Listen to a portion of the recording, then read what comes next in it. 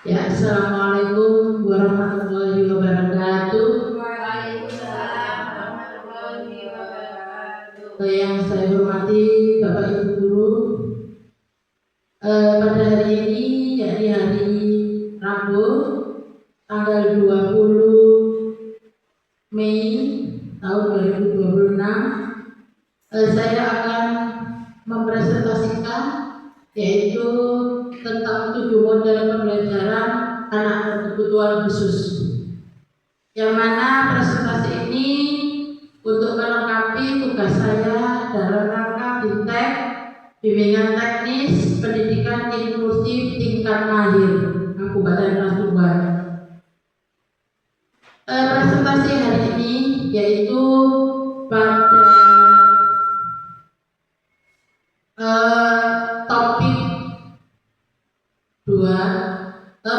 tema 2 ya, dengan pembelajaran ke-6 tentang presentasi 7 model pembelajaran anak berkebutuhan khusus. Nah, jadi ini apa itu ABK? Ya, tentunya Bapak Ibu sudah memahami, sedikit banyak sudah memahami tentang ABK.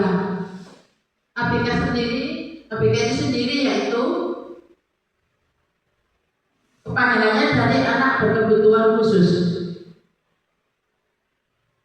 Kemudian anak berkebutuhan khusus itu adalah apa? Yaitu anak yang memiliki karakteristik yang memerlukan pendekatan pembelajaran yang berbeda dan disesuaikan dengan kebutuhan unik mereka.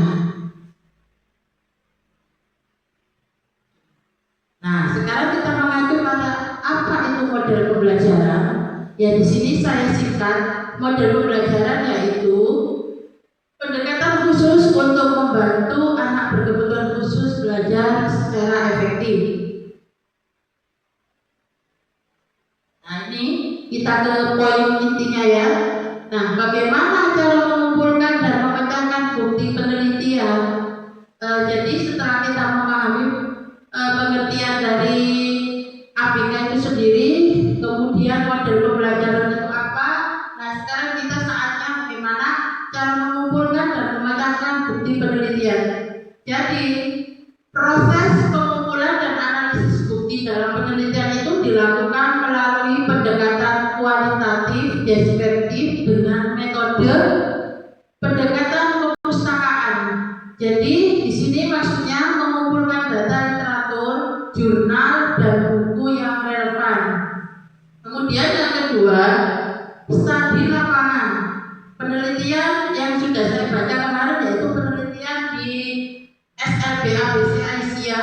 Nah, jadi kita langsung terjun sendiri di lembaganya. Kemudian yang ketiga, teknik pengumpulan data. Nah, teknik pengumpulan data itu kita menggunakan triangulasi data melalui observasi, wawancara, dan dokumentasi. Yang terakhir, analisis data. Nah, analisis data ini dipecahkan melalui analisis isi dengan mengelompokkan jenis hambatan.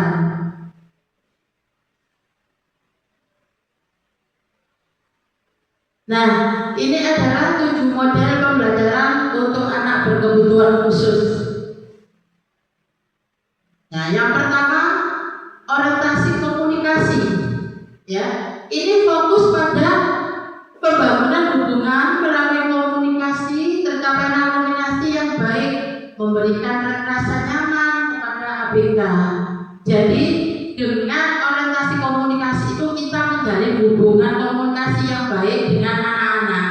Kalau komunikasi ini sudah baik, insya Allah anak-anak dalam memperoleh pembelajaran itu mudah.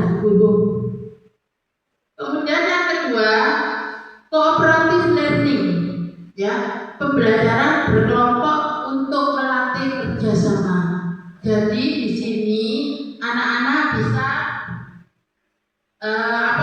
menggunakan metode bekerja secara kelompok, dan di sini nanti anak-anak itu bisa divariasikan. Jadi dari anak yang kemampuannya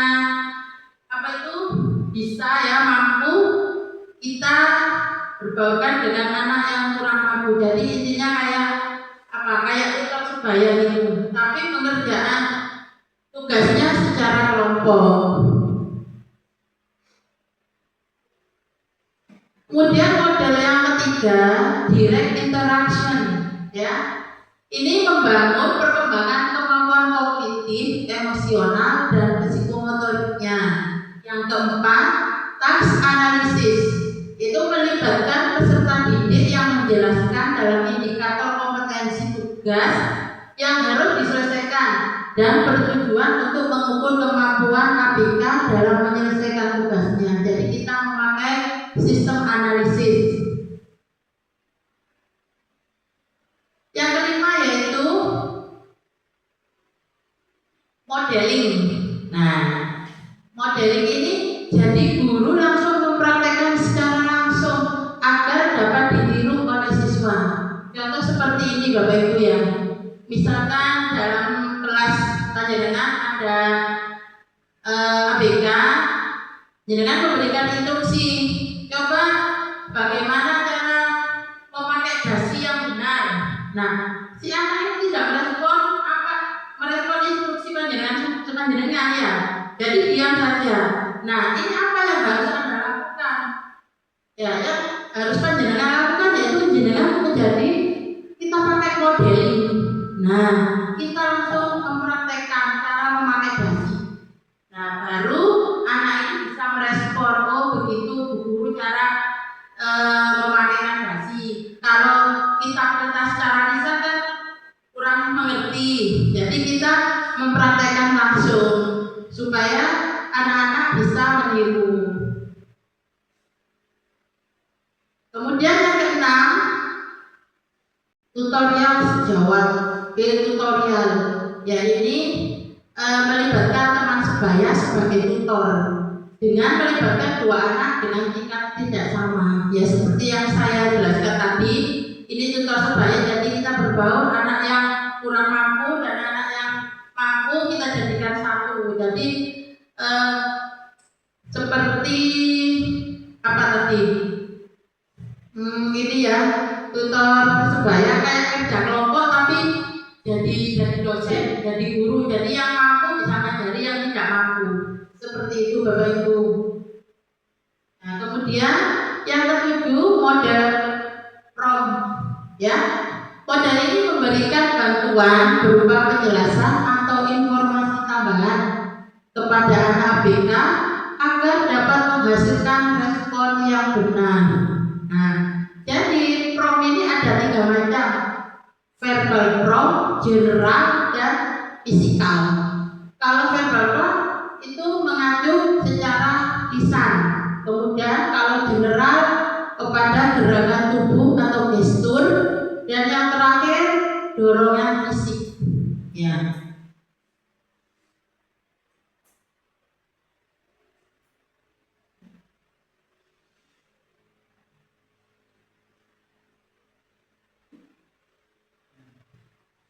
Nah, ini yang terakhir kesimpulan, ya.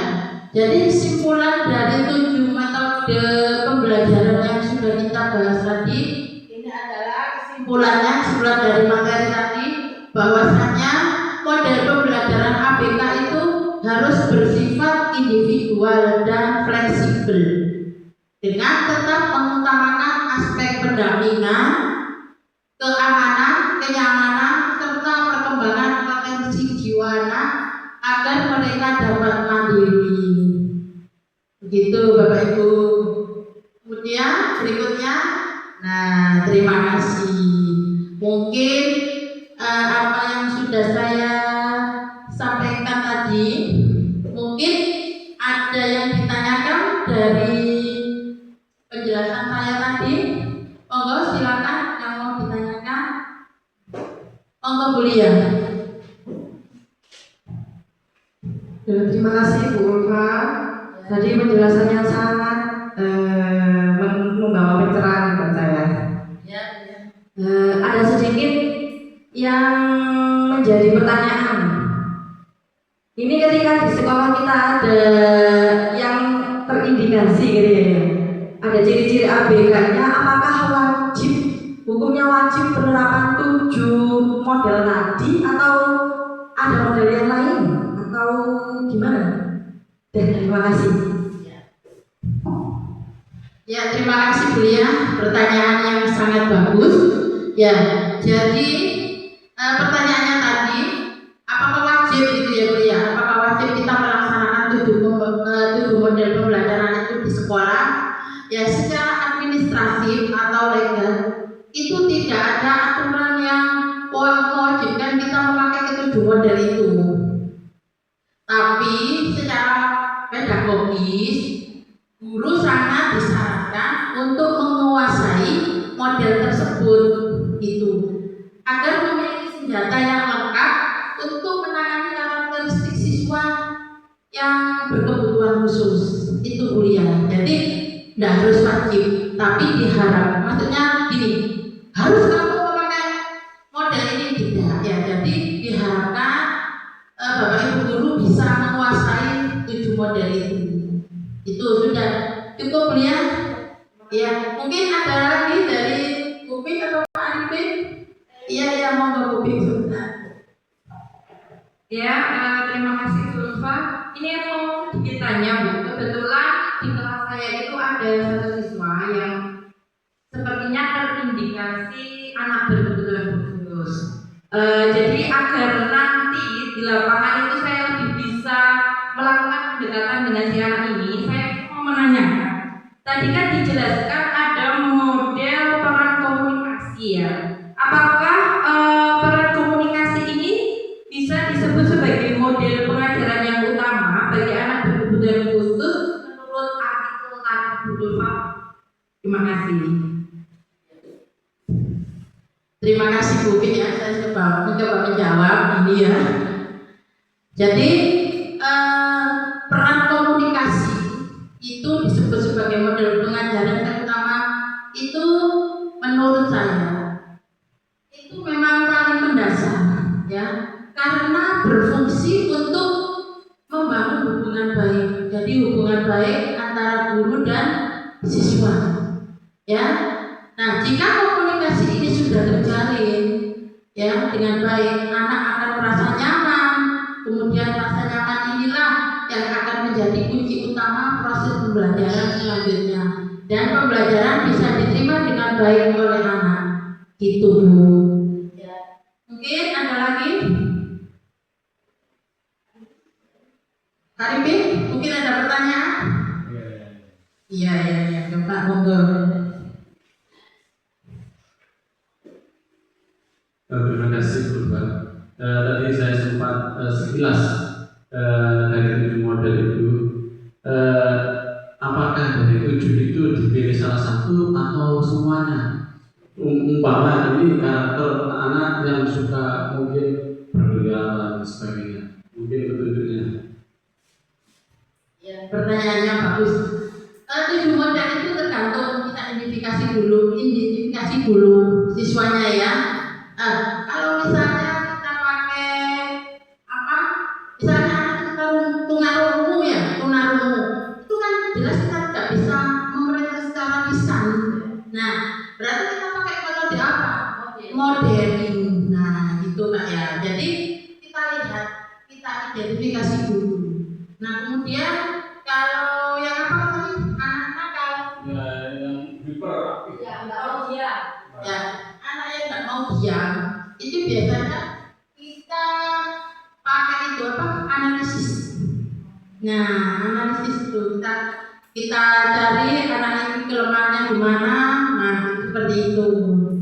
Bisa dimengerti Pak Arifin? Ya. Baiklah Bapak Ibu, saya kira itu saja ya presentasi saya tentang 7 model pembelajaran untuk anak berkebutuhan khusus. Untuk kurang lebihnya saya mohon maaf. Saya akhiri.